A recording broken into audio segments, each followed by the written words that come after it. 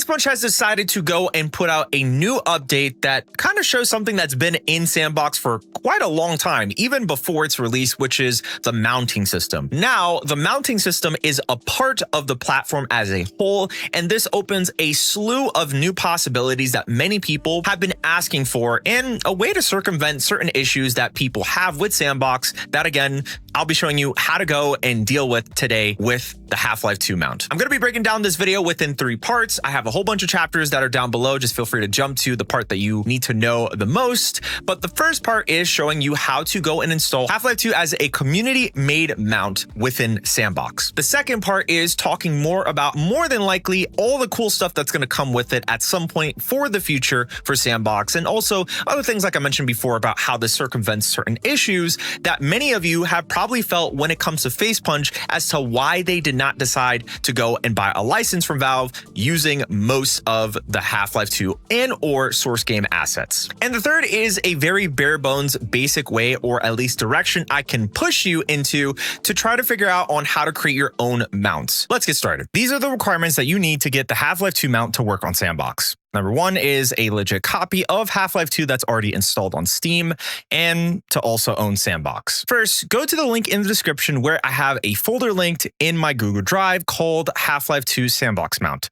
From there, make sure to download the folder as a zip. The folder will contain another folder called assets. Now, don't worry, this is only the required shader files, and no actual assets that are taken from Half-Life 2 are in this folder or being redistributed at all. And finally, the Half-Life 2.dll that's been worked on by both Divined and Asphaltian. Huge shout out to them as they both worked to get this all up and running with the file alone. Next, go to your Steam and then go to S&box, right-click it and click Manage, then Browse Game Files. Inside of the S&box folder, you want to go to the Mount folder, click on it, and then create another folder called Half-Life 2 as follows. Afterwards, open the folder and then drag and drop the assets folder and the Half-Life 2.dll file inside of this folder. Next, open up your S&box game and then in the top right corner of the main menu, click on the puzzle piece for mounts and then click on Half-Life 2 to mount it. And that's it. You're done. I kid you not. That's how incredibly simple it is to just add a community-supported mount within S&box. Wild stuff, I know. Understand that if you're using any of these assets within your game or even the S&box mode, your friends are going to need to also have the community mount and the game installed to see any of these assets, just like Gmod. There's so much more that still needs to be worked on and is in the works at FacePunch when it comes to mount support, like grabbing maps to explore with your friends from these games, which is really awesome, that you can also view within the workshop. Let's talk a little bit more about some of the other things that are going to come with the mount system and how beneficial this could really be for people, especially most of you that are watching, that really like the idea of maybe trying to make your own mount. Now, the mount system has been a part of S&box for a long time. I've mentioned this earlier within the video. And this is something that allows FacePunch the opportunity to not only work on a feature that's already been present within Gary's mod, but make sure it returns in a bigger and more impactful way within S&box. The best part about this is that not only are you able to mount source games, and most of the games that you see that are here are gold source games compared to just source 1 like Half-Life 2, Team Fortress 2, and others, but this opens an opportunity for many developers that would take out the time and probably have more extensive knowledge to probably make their own community supported mounts. Now, when it comes to how this works, again, as I've shown you with the Half-Life 2 mount, it should be as easy as that. But it really comes down to what the community is going to do and also making sure that any of these mounts are readily available for people to just go and click and drag directly into their Steam folder and also have the game installed with a legitimate copy within Steam. Now, as you can see on screen, these are some of the other community-made mounts that people are currently working on, and some of these are really cool. Honestly, I'm very excited to see some of these come to the platform at some point,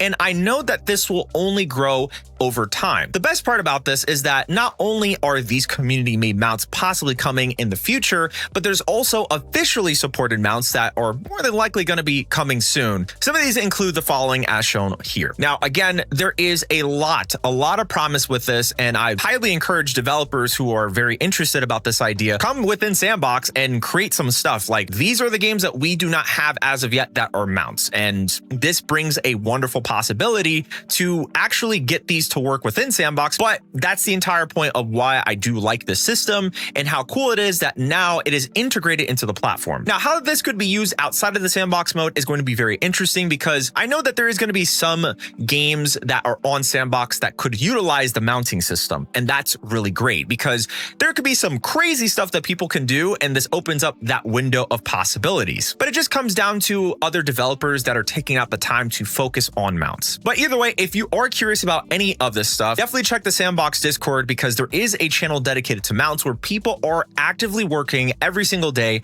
to seeing what kind of games that they can go and mount into Sandbox and more. So let's go and talk a little bit more about where I can actually push you to go and figure out how to create your own game mounts. I do understand, as some people have mentioned, that it's a little bit confusing, but I'll try to give you a basic gist, and hopefully if you have any sort of understanding, again, definitely check the Sandbox Discord down below, where you can go and ask questions and get more informed about certain things that maybe I have not been able to cover within this video. So I do have the link to this down below in the description, but this will take you to the game mounts page that is located in the documentation on the official Sandbox website. So as it mentions here, it says game mounts let users play with assets from other games that they have installed inside of Sandbox. Models, textures, materials, and sounds are converted on the fly. No manual importing or file conversion is required, which is really cool. Mounted assets are runtime only. It's not possible to publish or ship them with games. Players need to own and install the original games on Steam to play with the assets. There's a section here called How It Works, and it mentions each mount is a plugin that knows how to find and convert assets for a specific game. When you enable a mount, it detects a game's install directory via Steam, scans for assets, and converts them into Sandbox compatible assets, all at runtime. Mounted assets are accessible via the mount path and are lazy loaded on demand. But the best part is that mounts are toggled within the asset browser or used in Sandbox's spawn menu. The system is extensible, as anyone could write a new mount and contribute to Sandbox via pull request. So when it comes to creating a mount, this will be the page that I have linked also down in the description, which is on how to create your first game mount.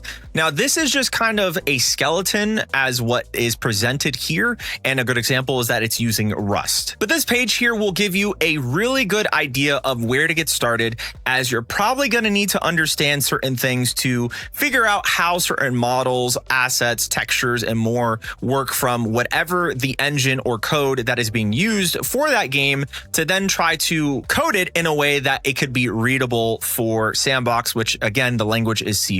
So that's the best that I could really describe within this. Again, this page will provide you as much information as it has, and it has been recently updated, which was in April of this year. That's the best I can do as of right now with this, but this should be a good spot for you to figure out if you're trying to just get started. And again, I highly recommend that most of you, if you are confused, go to the Sandbox Discord, as there is a mounts channel, and ask any sort of questions that are needed, as they'll be able to help you there and possibly help you figure out your issue as well. And that's all I really have for this video. Like I said, this is a really, really cool feature that is a part of Sandbox, and the possibilities are going to be very wild. So I'm super excited to see what the community comes up with. And I'm also excited to see some of those community created mounts that a lot of people are working on, because I like to see how most of that's going to be in Sandbox. So again, thank you guys for watching. Subscribe for more Sandbox content by me, and check out this video here on screen. I'll see you guys in the next one.